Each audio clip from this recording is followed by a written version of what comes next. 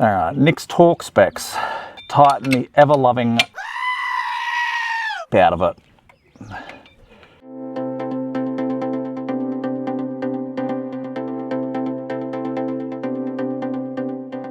Alright, hello YouTube.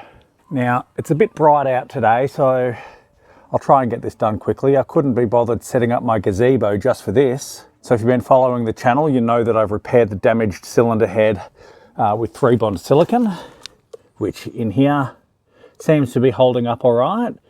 Today we're going to be doing a job that I've been putting off for 3 years, as long as I've had the bike. Today we're installing GIVI crash bars. Phew.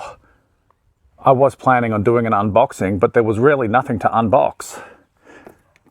These bars just came wrapped in plastic, and that. I got the sun in my eye, so I'll keep this brief. Basically, they're mounted here and here, or rather the top one and the bottom one. We're going to have a crack at unbolting these and see how we get on. The instructions aren't very informative, unfortunately.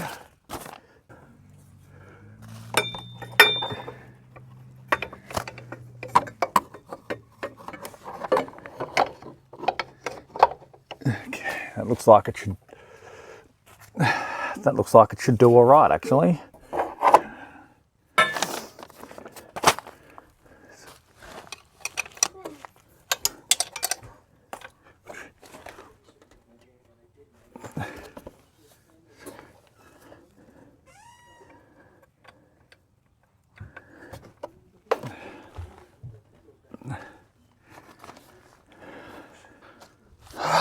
All right.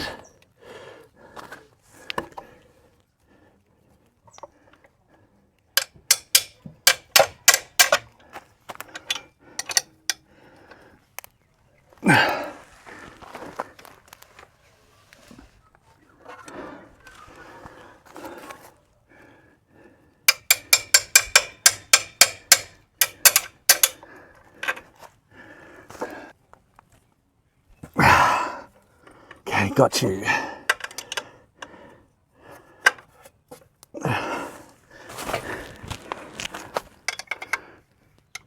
Okay, as expected, I'm going to have to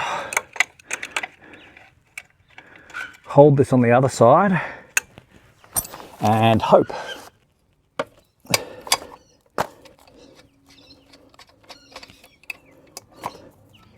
Okay.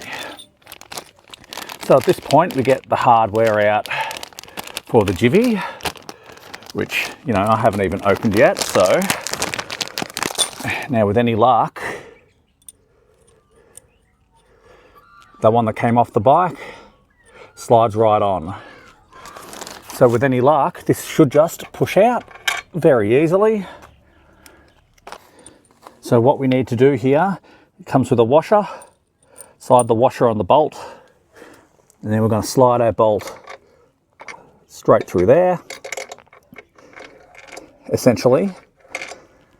Now, that's just a placeholder at the moment because I don't want anything to swing out of the way. So we're going to get both of our bolts installed, and then when we need to put on the actual crash guards, we can just slide them out bit by bit. So now I have to go and remove this bottom one and start again. Okay. Get our second bolt and washer and feed that through to the other side. It may go without saying, but these only go on one way. So what we're going to do here, I hope this GoPro can see.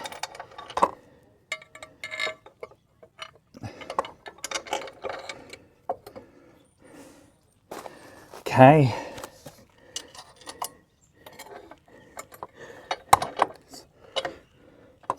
Is this not right? It doesn't fit.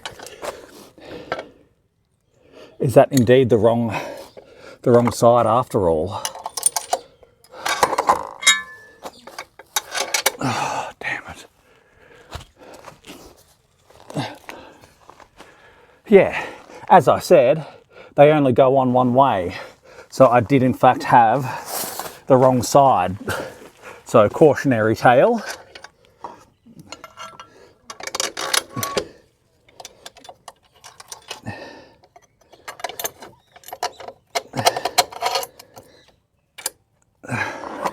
Oops. Now there's not much supporting that. So I think we're going to have to come around to the other side.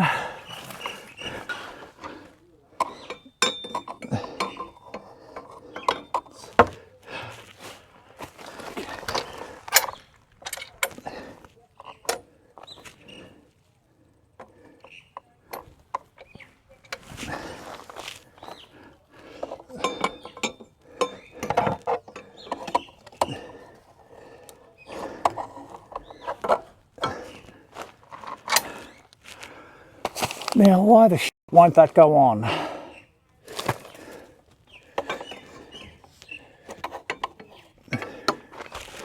I'm having trouble figuring it out.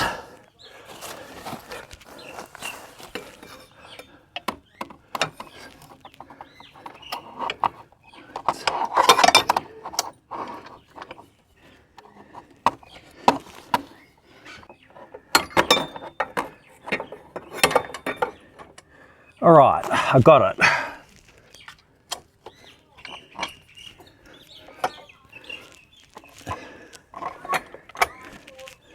All right.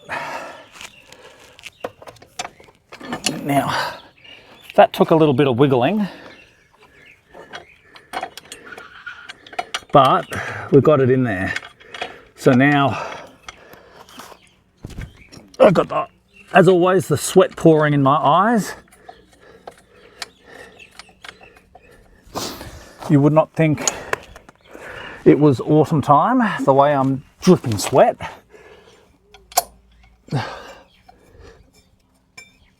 Okay, this might be easier to do if you remove the exhaust pipe, but I'm inclined to be a bit stubborn about it.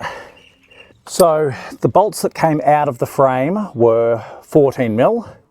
The new GIVI ones are 17. We'll put a 17 mil ring spanner on that side. Okay.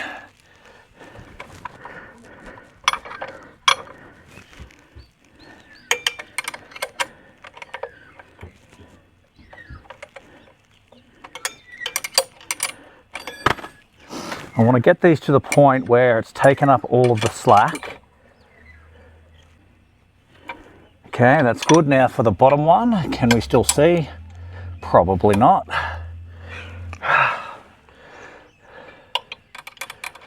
Okay, the GoPro's got a pretty good viewing angle, but we'll see if we can do this without taking the exhaust pipe off.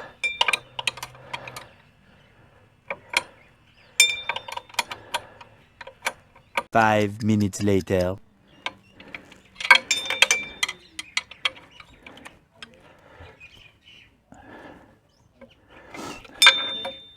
I might just snip up this top one a bit more. All right, that.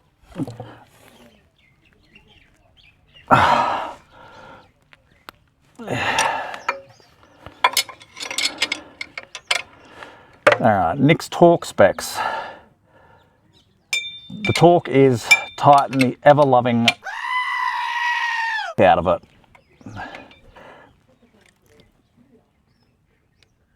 Okay, that's good. All right, let's get a good look at that fitment. I'll take some photos on my phone when I'm done here.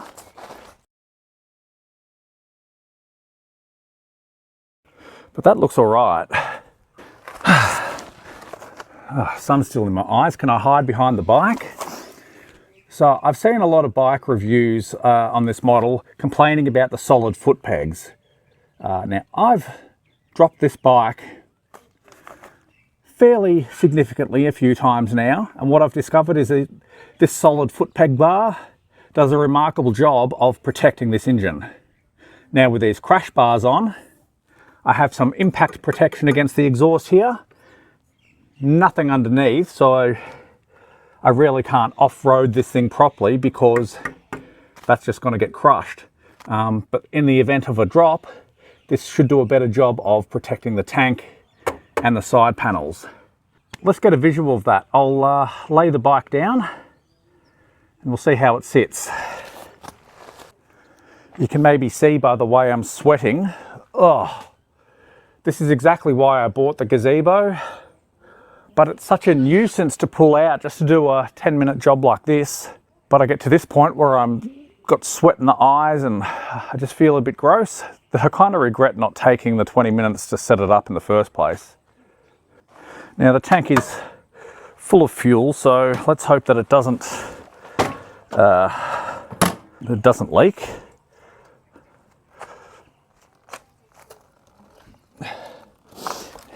Now here we have the foot pegs touching the ground.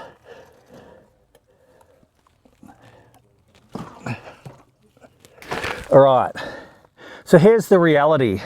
The foot pegs are doing a better job of protecting the bike than the GIVI crash bars are.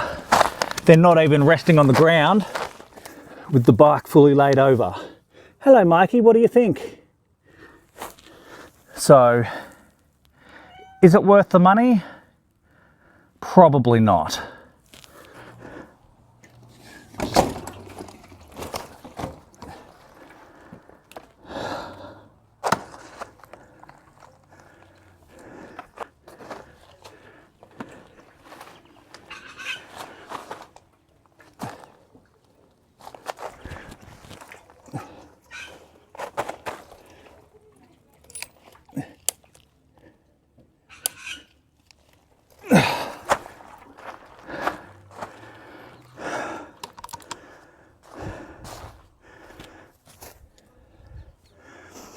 So I didn't leave it lying on the right side particularly long because it was putting pressure on here, and I've already replaced this once.